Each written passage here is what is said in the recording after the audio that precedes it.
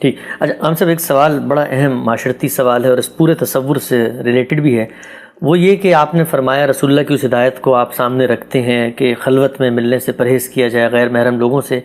ہمارے ہاں اور اس میں کوئی مشرق مغرب کا استثناء نہیں ہے، گرل فرینڈ بوائے فرینڈ کا ایک تعلق لوگ رکھنا چاہتے ہیں. اس کے لیے کچھ ایپس بھی بن چکی ہیں، مثلا ڈیٹنگ ایپس ہیں، ہر ایک کے پاس وہ ایپ ہوتی ہے، اس میں وہ میچ ڈھونڈتا ہے، لڑکی سے ملتا ہے، خیالات کا اظہار کرتا ہے.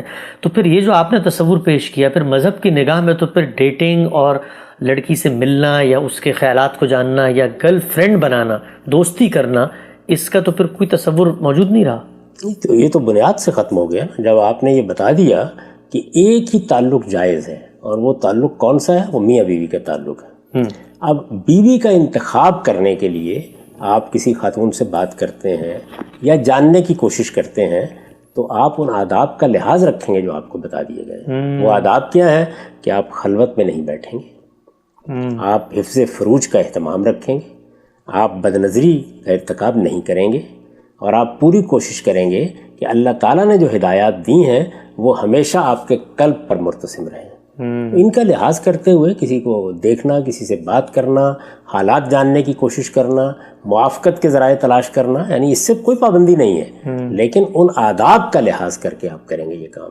اب دیکھیے اس کے مقابل میں کیا ہے کہ نہیں یہ تو والدین فیصلہ کریں گے. یہ اسلام کا موقف نہیں ہے. اسلام میں عورتیں اپنا انتخاب خود کر سکتی ہیں، مرد اپنا انتخاب خود کر سکتے ہیں، اپنی رائے دے سکتے ہیں، وہ دوسروں سے بات بھی کر سکتے ہیں، ان کو دیکھ بھی سکتے ہیں، ان میں سے کوئی پابندی نہیں. لیکن ان آداب کا لحاظ آپ رکھیں گے جو اللہ تعالیٰ نے بتا دیے. یعنی یہ مطلب نہیں ہے کہ اب آپ خلوت میں بیٹھیں گے، اب آپ کچھ یہ اندازہ کرنے کے لیے کہ کیسی خاتون ہے یا کیسا مرد ہے بدکاری کے بھی کوئی ابتدائی مراحل طے کر لیں گے. تو وہ چیزیں جو اللہ تعالیٰ نے ممنوع قرار دی ہیں وہ تو ممنوع رہیں گی. ان کے ادھر ادھر آپ کو رائے قائم کرنے، آپ کو ملنے، آپ کو بات کرنے، ہر ایک چیز کا حق حاصل ہے. لیکن گرل فرینڈ اور بوائے فرینڈ کا جو تصور بنا دیا گیا ہے وہ تو یہ نہیں ہے. اس کا مطلب تو یہ ہے کہ آپ اصل میں وہ سب کچھ کر ڈالتے ہیں جو میاں بیوی کیا کرتے ہیں. اس کے بعد اگر آپ کا اطمینان ہو گیا تو آپ نے شادی کر لی، ورنہ چھوڑ کے چلے جاتے ہیں. تو یہ تو وہی معاشرے گوارا کر سکتے ہیں یا وہی نقطہ ہے نظر گوارا کر سکتے ہیں جو یہ فیصلہ کر لیں پہلے کہ بدکاری کوئی عیب نہیں. تو میں نے آپ سے عرض کیا ہے کہ جس وقت یہ بتا دیا جائے گا کہ بدکاری یا میاں بیوی کے سوا کسی سے کوئی جنسی تعلق قائم کرنا یہ ممنوع ہے، یہ اللہ کے ہاں ایک بڑا گناہ ہے، ایک بڑا جرم ہے، تو بعض پابندیاں مجھ سے پوچھے بغیر آپ لگا لیں گے اپنے اوپر. یعنی اس کے لیے کوئی تفصیل کرنے کی ضرورت نہیں ہے. یہ بہت سے سوالات جو آپ کر رہے ہیں یہ حقیقت میں صرف پہلی بات سے گریز کرنے کے نتیجے میں پیدا ہوتے ہیں. یعنی اگر آپ نے وہ مسلمہ کی بات مان لی ہے کہ یہ میرا کام نہیں ہے کہ میں میاں بیوی کے رشتے میں بن جانے سے پہلے کوئی برا تعلق قائم کروں، تو آپ برے تعلق سے بھی بچیں گے، برے تعلق کی طرف جانے والے راستوں سے بھی بچیں گے، موضع تہمت بننے سے بھی بچیں گے. کیسے بچیں گے یہ فیصلہ آپ کو کرنا ہے. یعنی معاشرے کو کچھ نہیں کرنا اس میں، یہ آپ ہیں جس کو نگران ہونا چاہیے. لیکن اگر آپ یہ کہتے ہیں کہ نہیں اس میں کیا حرج کی بات ہے، اس میں نہیں حرج کی بات، تو پھر بوائے فرینڈ کا نام دے لیں، گرل فرینڈ کا نام لے لیں، اس سے بھی کوئی اچھا نام اختیار کر لیں. آپ نے اصل میں اس بنیادی بات کو ماننے سے انکار کر دیا ہے کہ بدکاری ایک بری چیز ہے اور عورتوں کی مردوں کی عزت کو محفوظ ہونا چاہیے شادی سے پہلے. ٹھیک. ہم سب یہ تو بڑا ایکسٹریم صورت ہے جو یہاں ہمیں نظر آ جاتی ہے، بلکہ اب تو ہر جگہ ہی نظر آ جاتی ہے.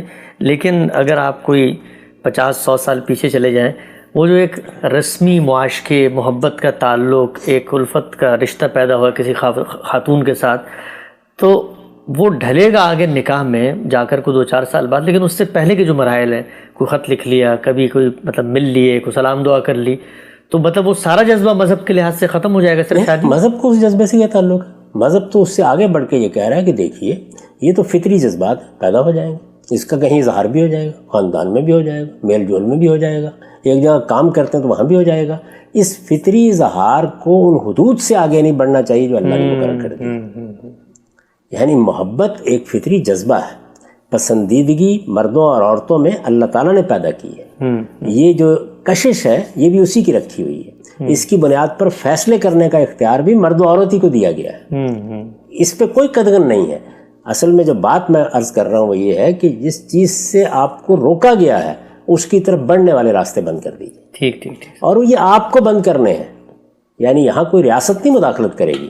ریاست کی مداخلت تو اس وقت شروع ہوتی ہے جب بدکاری کا ارتکاب ہو جاتا ہے, ورنہ نصیحت ہی کی جائے گی, توجہ ہی دلائی جائے گی. ماں باپ بھی یہی کرتے ہیں, اعزاء اقربا بھی یہی کرتے ہیں, ممبر پر کھڑا ہوا عالم بھی یہی کرتا ہے, حکمران کھڑا ہوگا تو وہ بھی یہی کرے گا. نصیحت, تلقین کس چیز کی؟ کہ آپ نے بدکاری کی طرف نہیں جانا. ٹھیک.